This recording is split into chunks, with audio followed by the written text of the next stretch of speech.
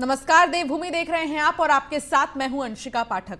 उत्तराखंड सरकार में कैबिनेट मंत्री हरक सिंह रावत को बीजेपी ने बाहर का रास्ता दिखा दिया है। बीजेपी ने हरक सिंह को 6 साल के लिए बर्खास्त कर दिया है। अब लगभग तय हो चुका है कि वो कांग्रेस में वापसी कर सकते हैं। इसी पर देखिए एक खास रिपोर्ट।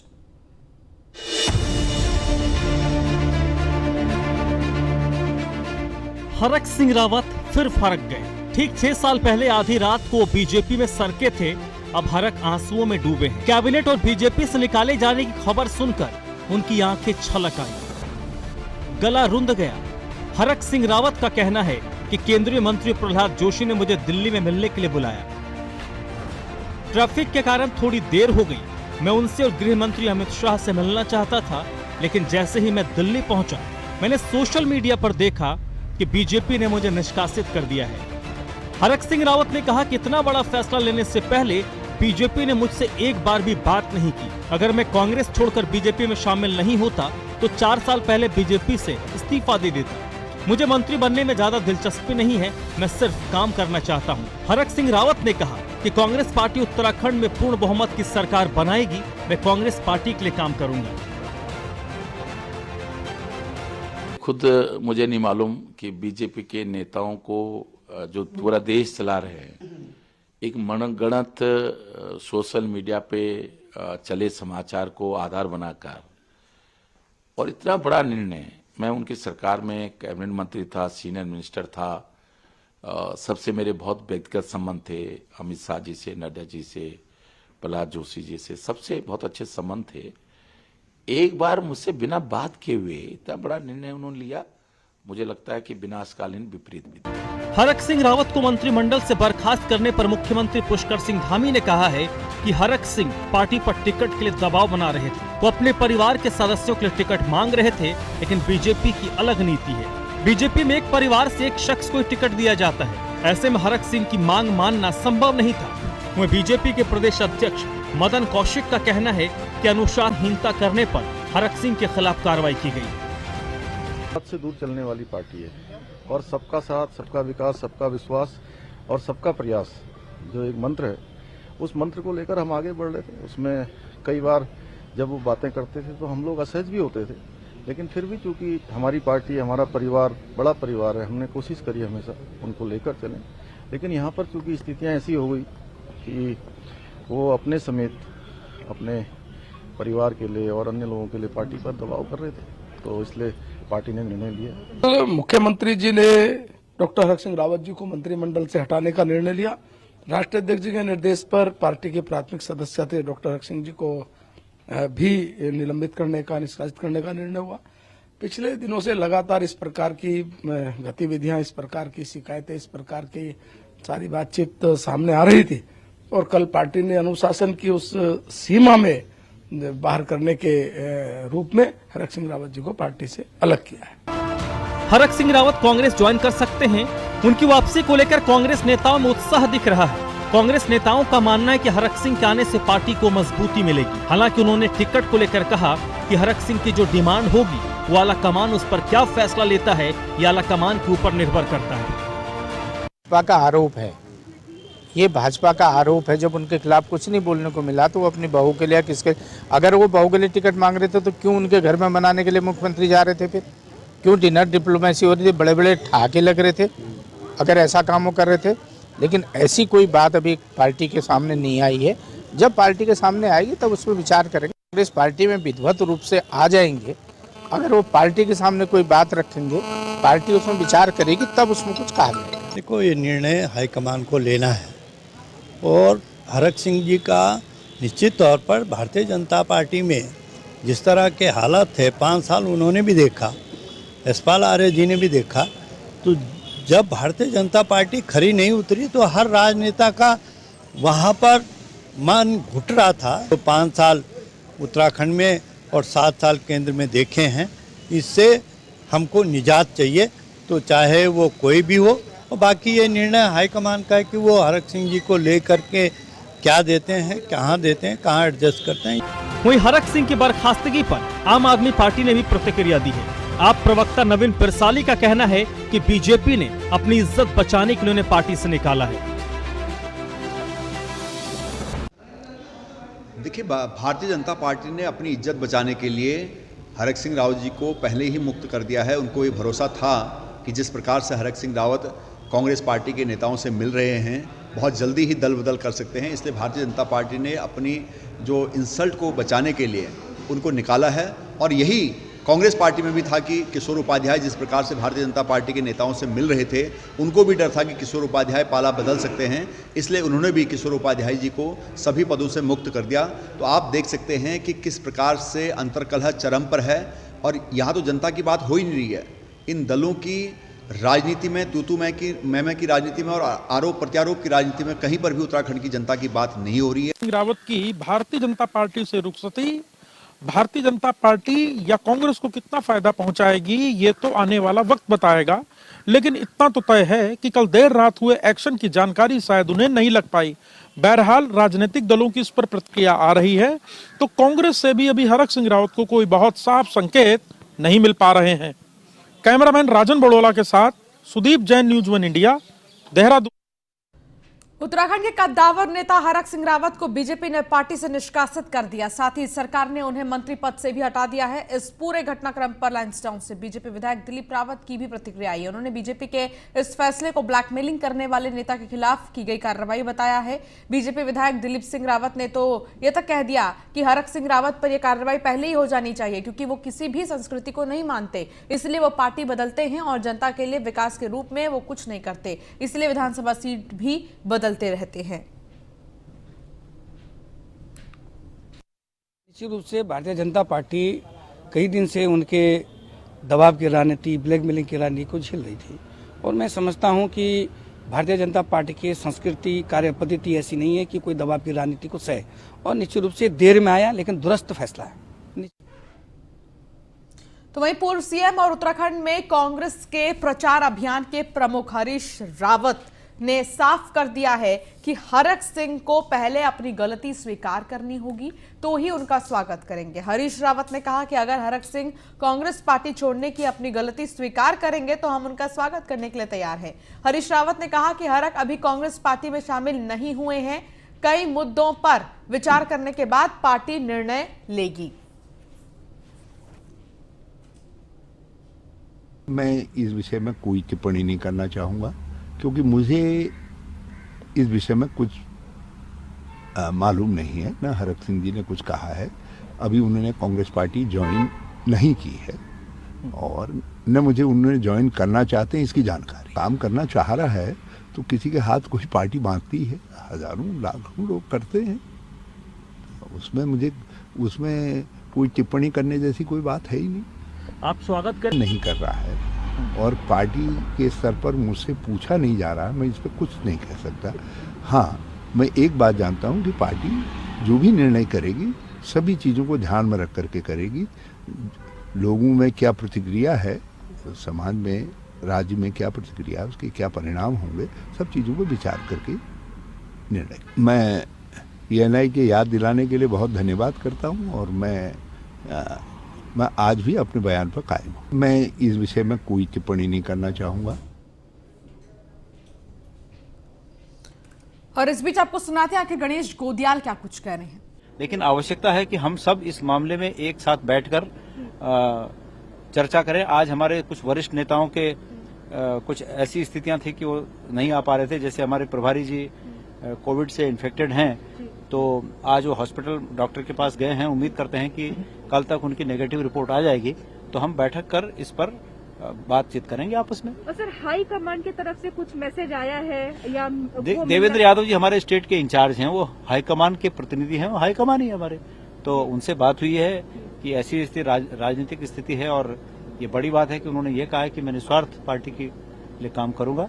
ये बड़ी बात है। उन्होंने कहा मैं पार्टी में मुझे शामिल करे न करे, लेकिन मैं काम करूंगा। ये बड़ी बात है। ये पॉजिटिव साइन है कि वो पार्टी में शामिल हो सकते हैं। देखिए, वो व्यथित हैं। भारतीय जनता पार्टी के 5 साल के कार्यकाल में उत्तराखंड के साथ जो भेदभाव हुआ, मुझे लगता है कि वो व्यथित हैं। मैंने सुना है कि उन्होंने ये भी कहा है कि हम बड़ी उम्मीद के साथ भारतीय जनता पार्टी में गए थे कि उत्तराखंड का विकास होगा, लेकिन हकीकत यह है कि ये लोग बड़ी बड़ी बातें करके लोगों को छलने का काम करते हैं, जिससे मैं आहत हूं। मैंने ये भी सुना है, ये कहा उन्होंने।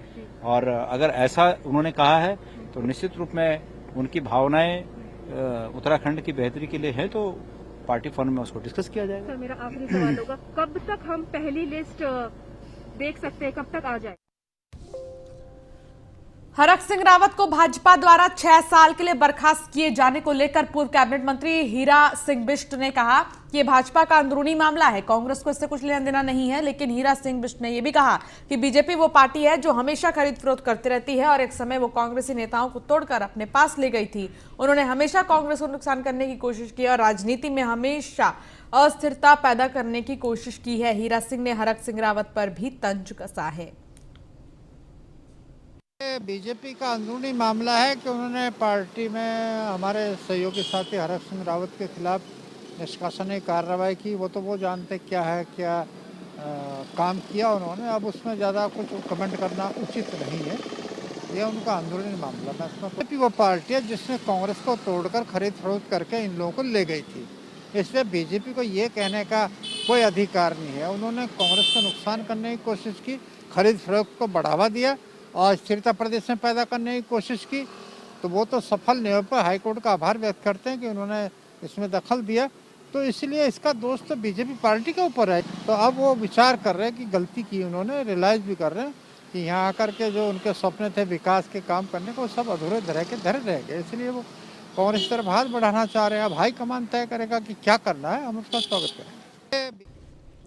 तो वहीं आम आदमी पार्टी प्रवक्ता नवीन पिरशाली की प्रेस कॉन्फ्रेंस हुई, जहां नेताओं के दल बदल को लेकर उन्होंने बात की है। नेता अपने विकास के लिए लगातार पार्टी बदल रहे हैं, इन्हीं नेताओं ने देवभूमि की जनता के साथ धोखा किया है।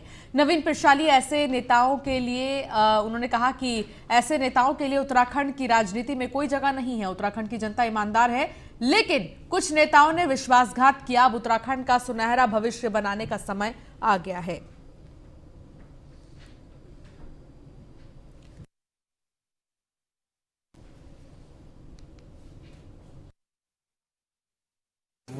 देखिए, जो उत्तराखंड की राजनीति में हलचल चल रही है, जो आज नेता लोलुपता की वजह से दल बदल रहे हैं, ऐसे नेता उत्तराखंड की बर्बादी के लिए सीधे तौर पर जिम्मेदार हैं।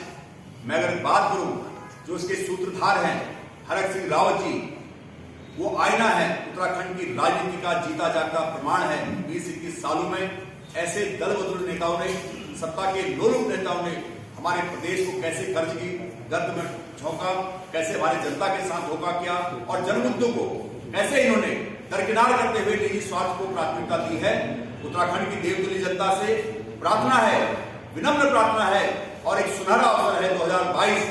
आपके सामने आम आदमी पार्टी आपके मुद्दों के साथ खड़ी है और ऐसे दलों को, ऐसे राजनीतिकों को देवभूमि उत्तराखंड की सरजमी से नेस्तनाबूद करने की प्रार्थना आज आम आदमी पार्टी। तो वहीं उत्तराखंड बीजेपी ने कांग्रेस को झटका देते हुए सरिता आर्य को पार्टी की सदस्यता दिलाई है। सरिता आर्य ने सोमवार दोपहर बीजेपी मुख्यालय पहुंचकर बीजेपी की सदस्यता ली है। भारतीय जनता पार्टी प्रदेश अध्यक्ष मदन कौशिक ने सरिता आर्य को बीजेपी की सदस्यता दिलाई। गौरतलब है कि सरिता आर्य ने उत्तर प्रदेश की तर्ज पर उत्तराखंड में भी महिलाओं को विधानसभा चुनाव 2022 में 40% टिकट देने की मांग की थी। महिला कांग्रेस की प्रदेश अध्यक्ष सरिता आर्य ने पद पर रहते हुए महिलाओं को राजनीति में सम्मानजनक भागीदारी दिए जाने की मांग की थी, लेकिन कांग्रेस की ओर से उनका टिकट काटे जाने की अटकलें लगातार सामने आ रही थी। तो कांग्रेस को जैसे ही सरिता आर्य के बीजेपी ज्वाइन करने की भनक लगी, उन्होंने सरिता को पार्टी के सभी पदों से बर्खास्त कर दिया। इसके साथ ही सरिता आर्य को कांग्रेस से 6 साल के लिए निष्कासित भी किया गया है। कांग्रेस ने इसके लिए बाकायदा एक पत्र भी जारी किया।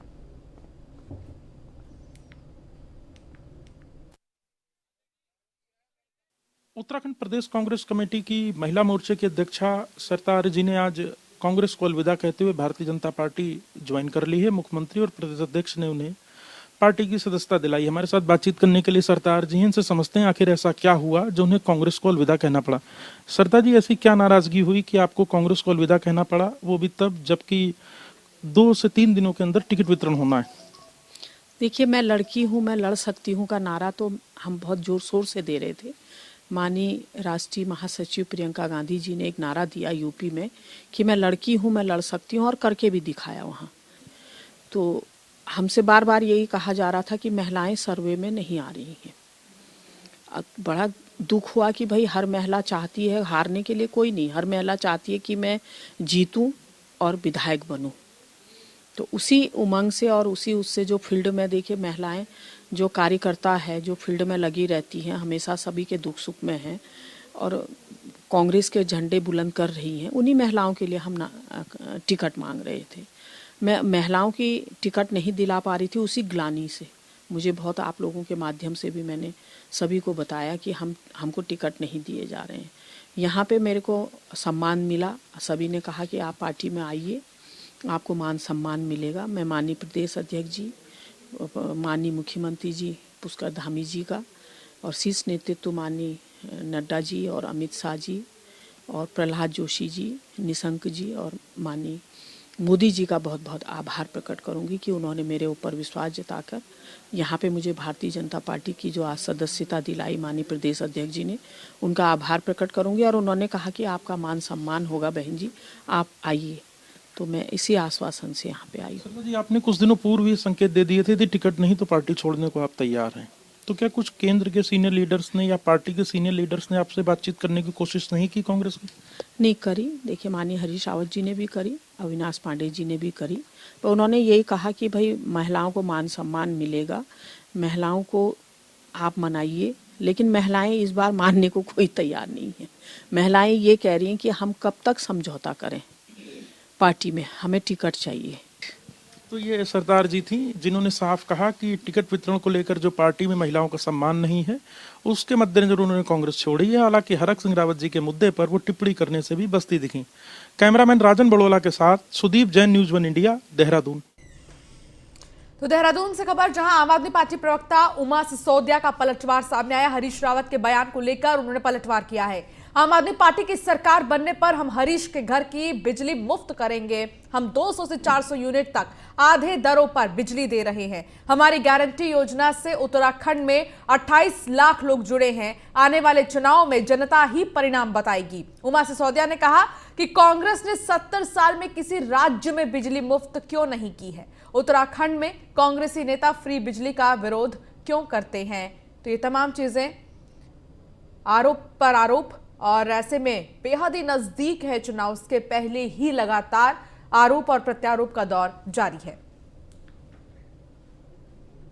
कल आपने कम से कम पब्लिकली ये बात स्वीकार की कि दिल्ली में आम आदमी पार्टी की सरकार दिल्ली वासियों को 200 यूनिट बिजली फ्री दे रही है। ये बात आपने स्वीकार की। 200 यूनिट के बाद 200 से 400 यूनिट तक 50% सब्सिडी के बाद दिल्ली में जो बिजली है वो फ्री है। लगभग 28 लाख लोग उत्तराखंड के लोग हमारी गारंटियों के साथ जुड़ चुके हैं, जो गारंटियां केजरीवाल जी यहाँ पर देकर आए हैं। आम आदमी पार्टी की सरकार 2022 में बनने वाली है और मैं आपको आमंत्रित करती हूँ कि जब हम बिजली फ्री करेंगे तो आप भी अपने घर की बिजली फ्री कराइए। कल आप तो वहीं कर्नल अजय कोठियाल का डोर टू डोर जनसंपर्क जारी है। युवाओं की ताकत को उत्तराखंड की ताकत बनाएंगे। कर्नल अजय कोठियाल ने कहा कि डूंडा ब्लॉक के ठांडी गांव में जनसंपर्क किया हमने। गांव में यूथ फाउंडेशन से फौजी के घर पहुंचे, परिजनों से मिले। कर्नल अजय कोठियाल को देख भावुक हो गए परिजन। महिला ने कर्नल अजय कोठियाल का आभार जताया। बच्चे की कामयाबी के लिए कर्नल कोठियाल का धन्यवाद भी दिया है।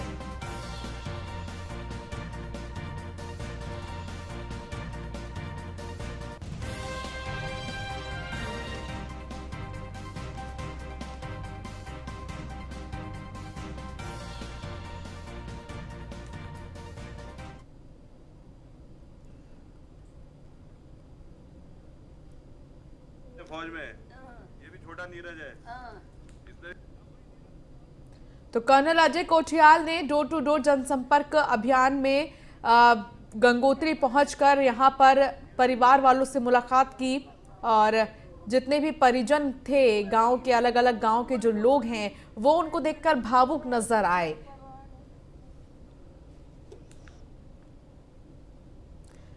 उत्तराखंड की जनता के साथ सौरभ भारद्वाज का नव परिवर्तन संवाद। बीजेपी और कांग्रेस दोनों के बीच प्यार भरा रिश्ता। सौरभ भारद्वाज ने कहा है कि जब बीजेपी को सरकार बनानी होती है तो कांग्रेस के लोग उसके पास आ जाते हैं, जब कांग्रेस को सरकार बनानी होती है तो बीजेपी के लोग उनके पास आ जाते हैं। आज उत्तराखंड के युवा को उत्तराखंड के अंदर रोजगार नहीं मिलता। रोजगार नहीं मिलने पर युवा मजबूरी में पलायन करता है। 21 सालों में बीजेपी कांग्रेस ने कभी ये नहीं सोचा कि टूरिज्म कैसे बढ़ाया जाए। एक मौका आपको देकर देखिए, उत्तराखंड की तस्वीर बदल जाएगी।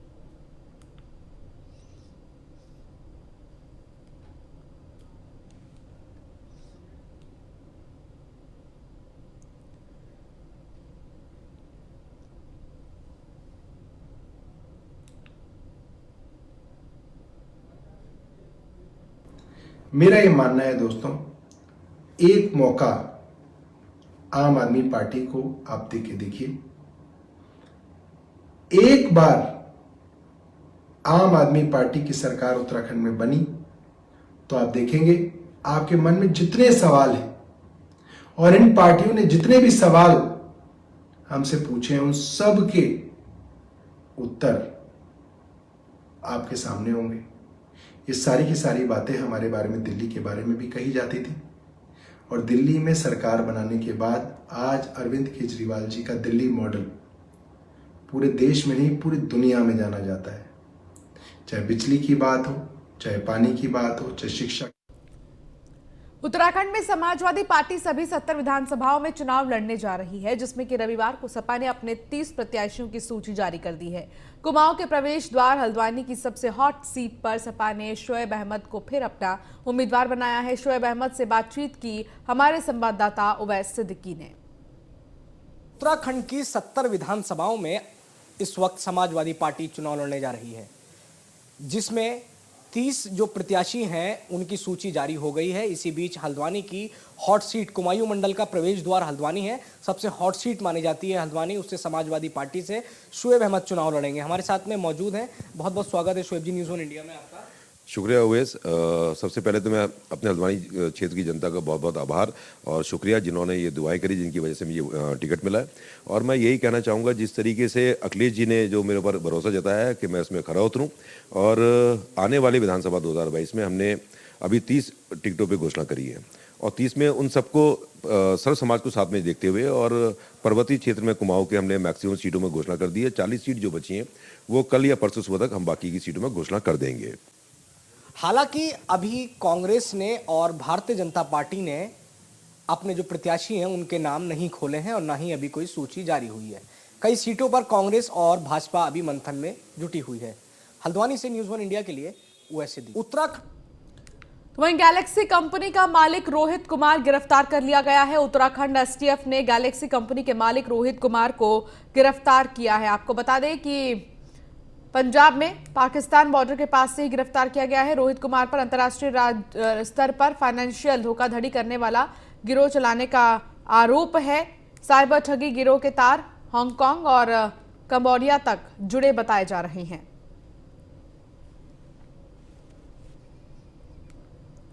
विधानसभा चुनाव को लेकर देहरादून पुलिस की तरफ से फोर्स की डिमांड की गई थी, जिसके बाद पुलिस को 3 पैरामिलिट्री फोर्स की कंपनी उपलब्ध कराई गई है। इसके अलावा चुनाव में होमगार्ड की भी मांग की गई थी, जिसके तहत 270 होमगार्ड उपलब्ध कराए गए हैं। तो वहीं एसएसपी जन्मजय खंडूरी ने बताया कि 14 फरवरी को मतदान होना है, उसी के हिसाब से हमें फोर्स उपलब्ध कराई जा रही है। साथ ही 10 इंटरस्टेट बैरियर्स हैं, उनको भी फोर्स के साथ शुरू कर दिया जाएगा।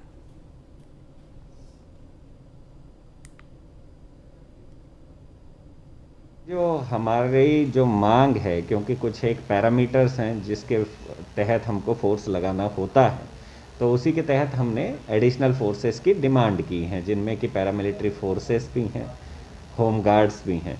क्योंकि अभी तो इलेक्शंस जो यहाँ पर उत्तराखंड में है एक सिंगल फेज़ में होने हैं और 14 फरवरी को मतदान होना है, उसी के हिसाब से फेज वाइज मैनर में हमको फोर्स अवेलेबल कराया जा रहा है। अभी तक हमको 3 कंपनी पैरामिलिट्री अवेलेबल करा दी गई हैं और इसके अलावा हमारे जो होमगार्ड्स की मांग थी उसके सापेक्ष हमको 270 होमगार्ड्स अवेलेबल अभी तक करवा दिए गए हैं। ये जो और चलिए फिलहाल इस बुलेटिन में इतना ही। आप बने रहिए न्यूज़ वन इंडिया के साथ। नमस्कार।